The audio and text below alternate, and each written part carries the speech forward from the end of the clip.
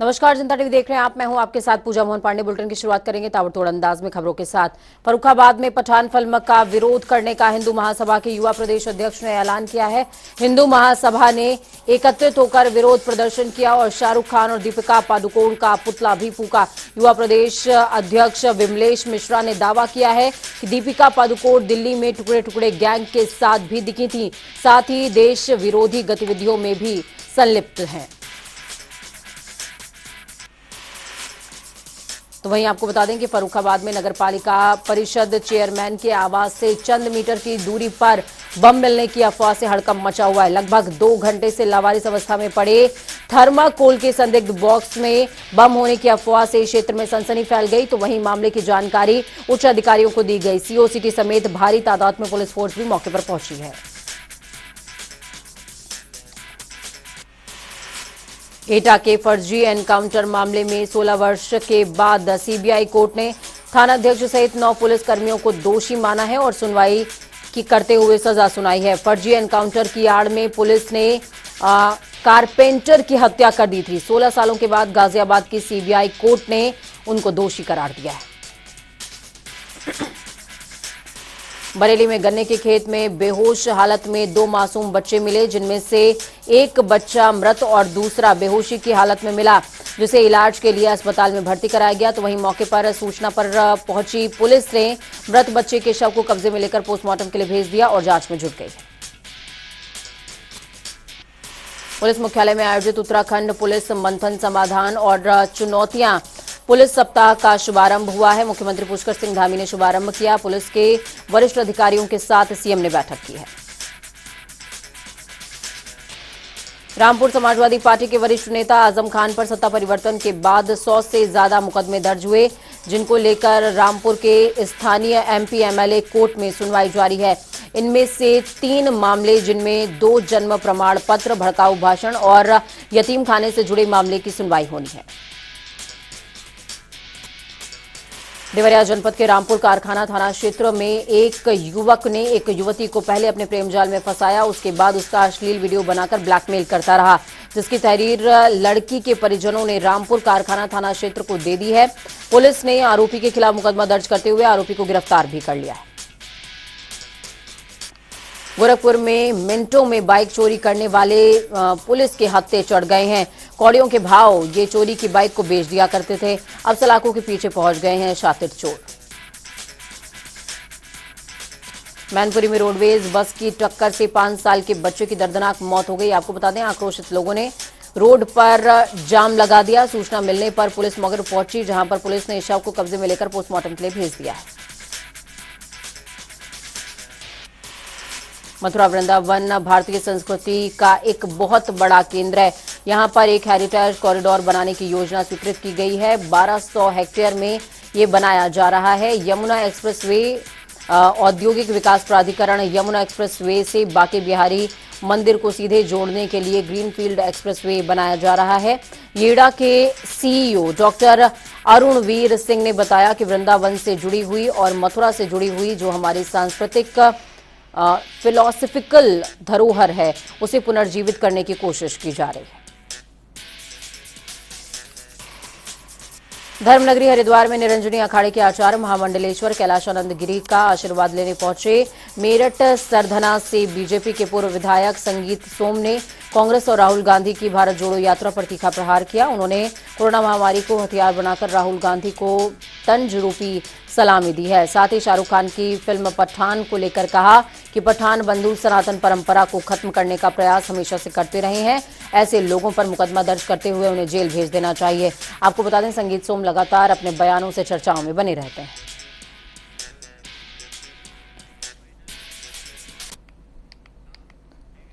तो इस बीच आपको हरदोई से बड़ी खबर, अहम जानकारी दे रहे हैं। दिल दहला देने वाली घटना सामने आई है, जहां पर पीड़ित महिला को एम्बुलेंस नहीं मिली। तो हरदोई से बड़ी खबर, अहम जानकारी आपको दे रहे हैं। पीड़ित महिला को एम्बुलेंस नहीं मिली, ठेले पर महिला को अस्पताल पहुंचाया गया है। देखिए, स्वास्थ्य मंत्री बृजेश पाठक तमाम तरह के दावे करते हैं कि हर जगह पर कम से कम इनिशियल चीजें तो मौजूद होंगी ही होंगी। विपक्षी पार्टी की अगर बात करें तो अखिलेश यादव भी अस्पतालों में इनिशियल स्थितियों को लेकर के लगातार सरकार पर निशाना साधते रहते हैं। उसी की वानगी एक बार फिर से देखने को मिली। देखिए, हरदोई की ये तस्वीरें आपको दिखा रहे हैं, जहां पर महिला को ना एम्बुलेंस मिली ना स्ट्रेचर, उसको व्यक्ति ठेले पर लेकर हॉस्पिटल पहुंचा है।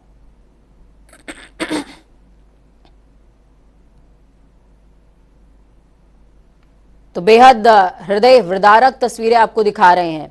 ये तस्वीरें, इस खबर पर ज्यादा जानकारी के लिए मनोज तिवारी जुड़ गए हमारे साथ में। मनोज, क्या कुछ अपडेट है ग्राउंड जीरो से? क्यों इस महिला को ठेले पर लेकर के आना पड़ा? क्या एम्बुलेंस कर्मी फोन नहीं उठा रहे थे या एम्बुलेंस मौजूद नहीं थी?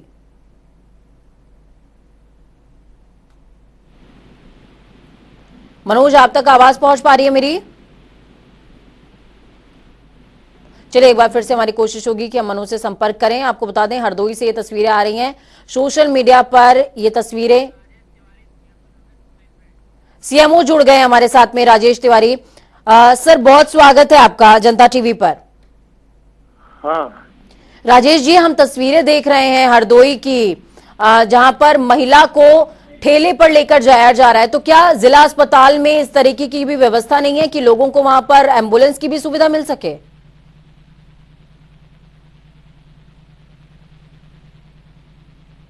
राजेश जी, आप क्या मुझे सुन पा रहे हैं?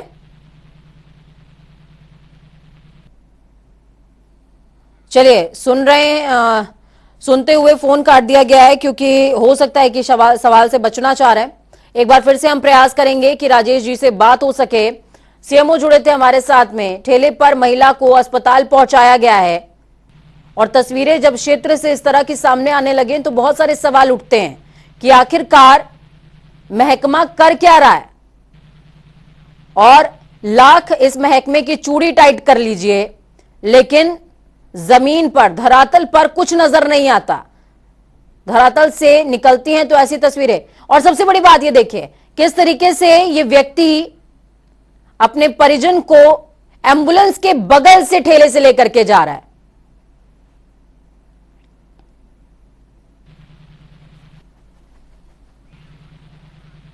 राजेश जी जुड़े हुए हैं हमारे साथ में। राजेश जी, क्या आपको मेरा सवाल सुनाई नहीं दिया था या आपने फोन काट दिया था? राजेश जी, आप मुझे सुन पा रहे हैं? राजेश जी बार बार फोन काट रहे हैं। आपको बता दें, जनता टीवी पर ये एक्सक्लूसिव तस्वीरें आप देख पाएंगे। हरदोई की तस्वीरें हैं, जहां एक तरफ ब्रजेश पाठक, स्वास्थ्य मंत्री, डिप्टी सीएम, इस बात का दावा कर रहे हैं कि हर जिले में इनिशियल सेवाएं मरीजों को मिलें,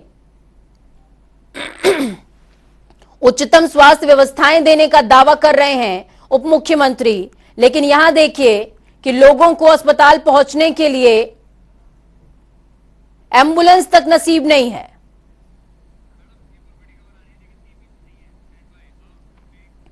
एक और बड़ी और अहम जानकारी आपको दे रहे हैं। बड़ी खबर, अहम जानकारी सामने आ रही है। बड़ी खबर आपको बता रहे हैं, इस वक्त की बड़ी खबर, अंकिता भंडारी हत्याकांड मामला है। नार्को टेस्ट पर सुनवाई का मामला है। आरोपियों की सहमति पर नार्को टेस्ट होगा। एसआईटी ने 9 दिसंबर को अर्जी दी थी। अंकिता भंडारी हत्याकांड का मामला इस वक्त की बेहद बड़ी खबर आपको बता रहे हैं। नार्को टेस्ट पर अदालत फैसला लेगी आज।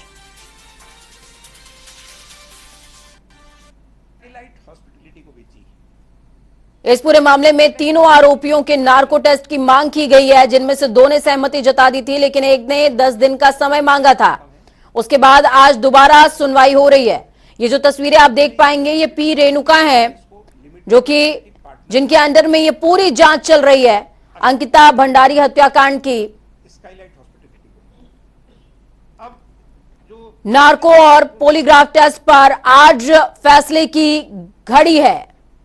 एसआईटी पहले ही चार्जशीट दाखिल कर चुकी है, जिसमें 30 अहम सबूत होने की बात भी कही जा रही है। 500 पन्ने की चार्जशीट। तो वहीं दूसरी तरफ ग्लोबल इन्वेस्टर्स समिट में सहभागिता के लिए विदेशी निवेशकों को आकर्षित करने के लिए गए हुए कैबिनेट मंत्री संजय निषाद विदेशी दौरे से वापस लौटे। ऐसे में संजय निषाद ने कहा कि मुख्यमंत्री योगी आदित्यनाथ के 10 लाख करोड़ का लक्ष्य जरूर पूरा होगा। मैं मैक्सिको और अर्जेंटीना के दौरे पर था, वहां के निवेशकों ने यूपी में निवेश के लिए उत्साह दिखाया है, उत्साहित हैं वो। इस दौरान उन्होंने जनता टीवी से खास बातचीत भी की है। बातचीत करते हुए उन्होंने क्या कुछ कहा है, सुनिए। मुख्यमंत्री योगी आदित्यनाथ के सभी मंत्री विदेश दौरे से लौटने लगे हैं। अब लगातार बारी बारी मुख्यमंत्री योगी आदित्यनाथ को अपना रिपोर्ट सौंप रहे हैं। अब देखना ये दिलचस्प होगा कि फरवरी 2023 में होने वाला ग्लोबल इन्वेस्टर्स समिट में ये तमाम मंत्री जो विदेश दौरे पे गए थे वो कितना आकर्षित कर पाते हैं। लेकिन इस वक्त हमारे साथ कद्दावर मंत्री माने जाने वाले इस वक्त संजय निषाद है, जो अपने बयानों से लगातार सुर्खियां बटोरते रहते हैं। आइए इनसे बात है, क्योंकि ये भी विदेश नए वाले देखिए चमकते दिख रहे हैं एकदम। बताइए, लगातार मुख्यमंत्री योगी आदित्यनाथ इस बार की प्रूफ करते रहते हैं कि जो ग्लोबल इन्वेस्टर्स समिट होने वाला है इसमें निवेशकों को लगातार हम आकर्षित करने की कोशिश करें। हमारे मंत्री भी देगा, अब लगातार लौट रहे हैं। क्या मुख्यमंत्री योगी आदित्यनाथ को आश्वासन दिया है कि हमने जितने लोगों से मुलाकात किए हैं वो निवेश के लिए आकर्षित हुए हैं? पहले तो मैं बधाई दूंगा माननीय मुख्यमंत्री जी, जो यशस्वी मुख्यमंत्री हमारे हैं, माननीय प्रधानमंत्री को, कि देश और प्रदेश दोनों ऐसा माहौल खड़ा है जिसको आपने आकर्षण की बात की है। कभी भारत सोने की चिड़िया थी और फिर से उसे सोने की चिड़िया बनाने के लिए सोने की क्या है, हार है, हरा है, भगवा है, ये सब सांप्रदायिक दंगे आप लोग फैलाते हैं या कहते हैं सोने की चिड़िया थी? देखिए, नजरिया किसकी क्या है, भारतीय संस्कृति को किस रूप से कौन देखता है। 750 वर्ष जब हरा रंग इस देश पर चढ़ा था और उसको उतारने के लिए कितने लोग बलिदान। हरा बात करके मुख्यमंत्री से मिलने जा रहे हैं। मैं कह रहा हूं कि हरा रंग जब चढ़ाया था मुगलों ने 750 वर्ष, और उसे उतारने के लिए कितने लोग शहीद हुए उसे भी तो दिखाइए और उसे भी बताइए कि वो लोग हैं क्या। ये देश का भारतीय जो संस्कृति है उसको अगर अपने परिधान में लोग बदलते हैं और अपने साथ लेके चलते हैं तो वो एक गर्व के विषय है और उस पर गर्वान्वित होना चाहिए भारतवासी और दुनिया के लोग गर्वान्वित हैं। आज के जो ग्लोबल इन्वेस्टर समिट जो है ये एक ऐतिहासिक काम है। सबसे पहली बार 70 साल में हुआ कि हम रोड शो के रूप में हम दिखाने के लिए, बताने के लिए गए कि भाई पिछली सरकारों ने कितना खराब माहौल बना रखा था और मेरी सरकार ने कितना गुड गवर्नेंस किया। वन विंडो सिस्टम हो गया, ईजिंग ऑफ बिजनेस है, हमारी बिजनेस पॉलिसी ऐसी है। और जितने माफिया अपराधी थे जो भय वातावरण बनाए थे वह भय मुक्त वातावरण है। और आज के दिन में खुद के भारत के जो हमारे इन्वेस्टर हैं, इससे दुख की बात क्या हो सकती है कि इस देश 70 साल देश आजाद हुआ, हमारे खुद के इन्वेस्टर इस देश से जाकर दूसरे देश में अपने पैसे इन्वेस्ट किए।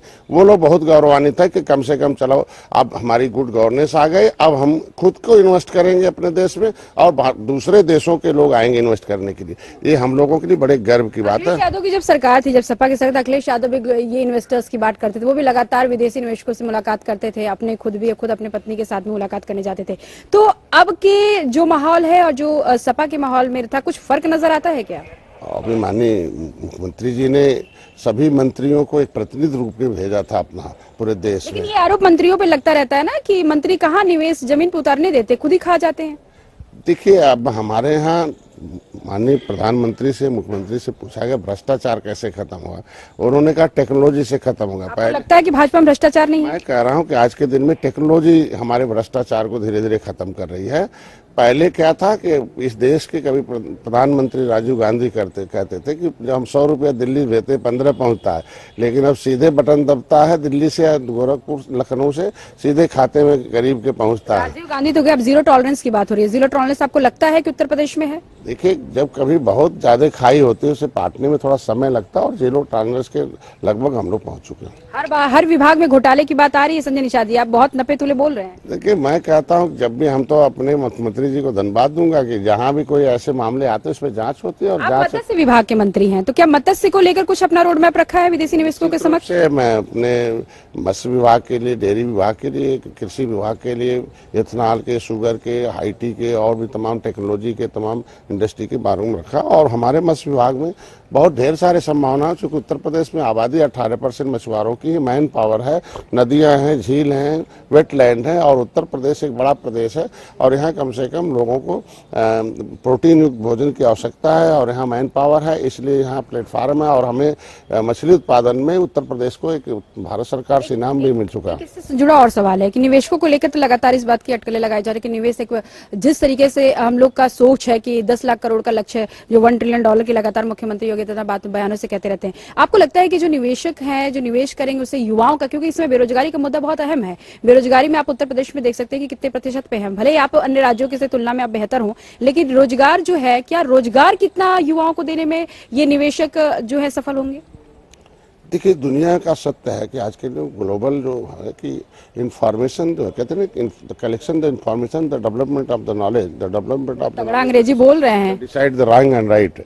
जो जितनी जानकारी होती उतनी ज्यादा बुद्धिमान। जानकारी नहीं थी, आज हमारे आईटी के माध्यम से लोगों युवाओं को सोशल मीडिया के माध्यम। रोजगार तभी होगा जब निवेश होगा, निवेश तभी होगा जब एटमॉस्फेयर होगा, उसके लिए सिस्टम होगा, उसके लिए नीति बनेगी। तो निवेश इसीलिए कराया जा रहा है कि रोजगार बढ़े। निवेश इसीलिए, अभी आप देखो कि पिछली बार जब कोरोना में इतने लोग आए थे, कितने लोग युवा आए थे दूसरे प्रदेशों से, आखिर उनको हम लोगों ने एडजस्ट किया ना, चाहे वो लघु उद्योग में एडजस्ट किया, चाहे गृह उद्योग में, चाहे कोई भी छोटे छोटे जो भी कारोबार। आज इस निवेश से युवाओं को रोजगार भी मिलेगा, उत्तर प्रदेश को रेवेन्यू भी मिलेगा और उत्तर प्रदेश समृद्धशाली बनेगा, उत्तर प्रदेश उत्तम प्रदेश। यानी आपको पूरा विश्वास है कि मुख्यमंत्री का जो लक्ष्य है 10 लाख करोड़ का, उसको हम अचीव करेंगे? निश्चित रूप से मुख्यमंत्री जी का जो नेतृत्व है, प्रधानमंत्री का जो नेतृत्व है, वो इस देश को आगे ले जा रहा है। चूंकि देखिए, राजनीति कुछ है नहीं, पब्लिक और पब्लिक पैसे के और पब्लिक मनी के और पब्लिक के भविष्य का गार्जियनशिप है, और गार्जियन वही हो सकता है जिसके पास विजन और मिशन हो। इसीलिए विजन और मिशन के साथ जनता है। ये थे संजय निषाद। संजय निषाद का साफ तौर पे कहना था अखिलेश यादव की सरकार में भ्रष्टाचार चरम पर था। भ्रष्टाचार की इमारत की आप देख सकती हैं, लगातार सबूतों की कमी नहीं है। मुख्यमंत्री योगी आदित्यनाथ का 10 लाख करोड़ का जो लक्ष्य है वो लगातार हमारे जो मंत्री हैं वो पूरा करेंगे, और 10 लाख करोड़ नहीं बल्कि युवाओं का जो रोजगार का मुद्दा, उसको लेकर भी निवेशकों के साथ पूरी तरीके से हमने बातचीत की है। और 2023 में होने वाले ग्लोबल इन्वेस्टर्स में भरपूर रूप से आप देख सकती हैं कि उत्तर प्रदेश की छवि, क्या भारत की तो संस्कृति रही है हमेशा घुल मिलने का। कैमरा आशीष के साथ मैं जासक जनता टीवी, लखनऊ। मुख्यमंत्री वक्त यहाँ पर छोटे से ब्रेक का।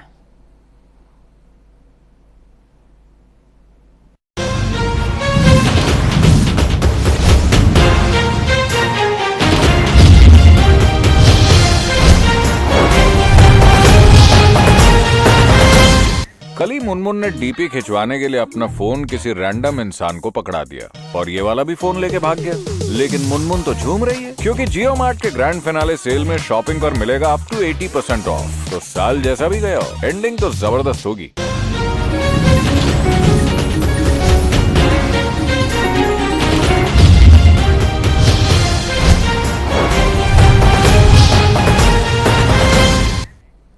ब्रेक के बाद एक बार फिर से आप सभी का स्वागत है। मुख्यमंत्री योगी आदित्यनाथ के गृह नगर गोरखपुर में पटरी दुकानदार इन दिनों गुस्से में है। उनका कहना है कि हमारी सुध लेने वाला कोई नहीं रहा, जो भी आता है डंडा हाँक कर चला जाता है।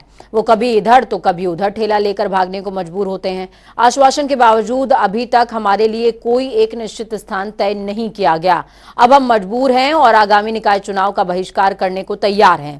इस मामले में पटरी दुकानदारों के नेता संदीप मदेसिया का कहना है कि कुल 36,000 स्ट्रीट वेंडर्स हैं, लेकिन हमारी सुनने वाला कोई नहीं। 2014 में कानून बना, 2017 में नियमावली के बावजूद आज तक स्ट्रीट वेंडर्स को कोई निश्चित स्थान मुहैया नहीं कराया गया। हम यहां वहां सड़कों पर अपना व्यवसाय करने को मजबूर हैं। विरोध इसलिए किया जा रहा है कि 2014 में पथ विक्रेता कानून बना है, 2017 में नियमावली बनी है। उसके बाद भी हम लोग को वेंडिंग जोन बना के देने की कहा गया था, आज तक कोई वेंडिंग जोन नहीं बना। 2014 में जो कानून था, क्या कानून ये था कि 2014 में कानून इसलिए बना था, जितने स्ट्रीट वेंडर हैं, 36,000 पूरे स्ट्रीट वेंडर हैं, इनको सब जगह वेंडिंग जोन बना के इनके दुकान दी जाएगी। आज तक इस पे कोई, अभी 3 वेंडिंग जोन बना, वो भी चालू नहीं हुआ आज तक। तो वहीं दूसरी तरफ ताज नगरी में महंगाई का स्वाद एक बार फिर से लोगों को चखना पड़ रहा है। ताज नगरी आगरा में दिल्ली, नोएडा, लखनऊ, कानपुर से भी महंगी सीएनजी बिक रही है। सीएनजी महंगा होने की वजह से रिक्शा चालक परेशान है। इसी महंगाई को लेकर ऑटो चालकों ने साफ तौर पर जनता टीवी से रूबरू होते हुए कहा कि जिस तरीके से सीएनजी के दाम आसमान छू रहे हैं, उससे तो यही लग रहा है कि हमें एक दिन ये काम छोड़ देना पड़ेगा। वैश्विक स्तर पर क्रूड ऑयल लगातार गिरता हुआ दिखाई दे रहा था, लेकिन कुछ दिन पूर्व क्रूड ऑयल के दामों में कुछ तेज़ी दिखाई दी। उसके बाद भारत के अंदर तमाम पेट्रोलियम कंपनियों ने अपने दाम बढ़ाना शुरू कर दिए। इसका असर अब पीएनजी और सीएनजी पर दिखाई दे रहा है और यहाँ पर लगभग 2 रुपये के आसपास पीएनजी और सीएनजी की मूल्य बढ़ाए गए हैं। हमारे साथ कुछ ऑटो चालक है जिनको कितना प्रभाव पड़ रहेगा उनसे सीधे जानेंगे। क्या नाम है आपका? राजेंद्र सिंह। कितना प्रभाव पड़ रहा है, कितना मान रहे हैं? सीएनजी के रोज दाम बढ़ रहे हैं सर। अब इससे यही प्रभाव पड़ रहा है कि मतलब हाँ महंगी पड़ती है सीएनजी बहुत। 400 सीएनजी में चले जाते हैं, 400 किराए में चले जाते हैं, बचता क्या है? कुछ नहीं। पहला कितना था और कितना पहले था 60 रुपये। सामने से पहले 60 रुपये था, फिर 70 हुआ, फिर ऐसे 10 रुपये करके बढ़ा दिए, पूरे घट्टे 100 रुपये कर दिए। अब 100 रुपये कर दिए। और भी एक ऑटो चालक है, क्या नाम है आपका? ललित कुमार नाम है मेरा। अब पहले हम 200 रुपये के समथिंग में हम सिलेंडर भरा के कंप्लीट कर देते थे, अभी इस समय 400 रुपये का भरा जा रहा है। करीब 56 रुपये से गैस बढ़ना शुरू हुआ है। 56 से 60 हुई, 65 हुई, 72 हुई, अभी 83 हुए थे, अभी 97 हो गए। अभी 100 रुपीज़ पड़ रही है। इस समय में किराया निकालेंगे या मतलब अपने लिए बचाएंगे कुछ, मतलब इस समय 800 रुपये का लगभग गाड़ी का खर्चा है। और पुलिस ठेका भी चालू कर दिए हैं सारे के सारे। ऑटो चालक करेंगे क्या? बच्चों के लिए क्या कमाएंगे, क्या ले जाएंगे? ऑटो चालक क्या करेंगे, कैसे अपने परिवार का भरण पोषण करेंगे? और भी ऑटो चालक है हमारे से। कितना रेट पर बढ़ा है, किस तरीके से चला रहे हो? चला रहे क्या है? 1000 रुपये का गाड़ी का पूरा खर्चा पड़ता है। 500 रुपये गाड़ी के हो गए और 500 रुपये गैस के हो गए। 1000 रुपये तो गाड़ी का है। और फिर जो सरकार ने कहा था कि सारे ठेके बंद कर दिए जाएंगे, हफ्ता वसूली बंद हो गई, हफ्ता वसूली दोबारा चालू है सारी।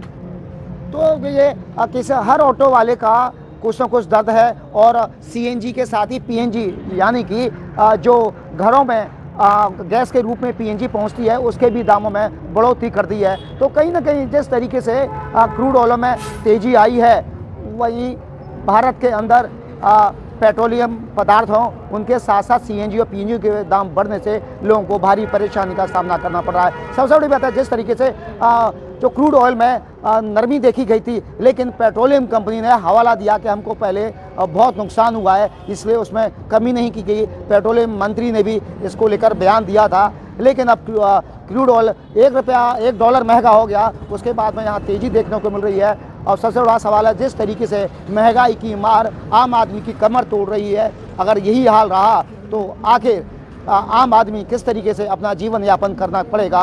और ये ऑटो चालक एक आम परिवार है, आम लोग हैं, और किस तरीके से अपने परिवार का भरण पोषण करेंगे।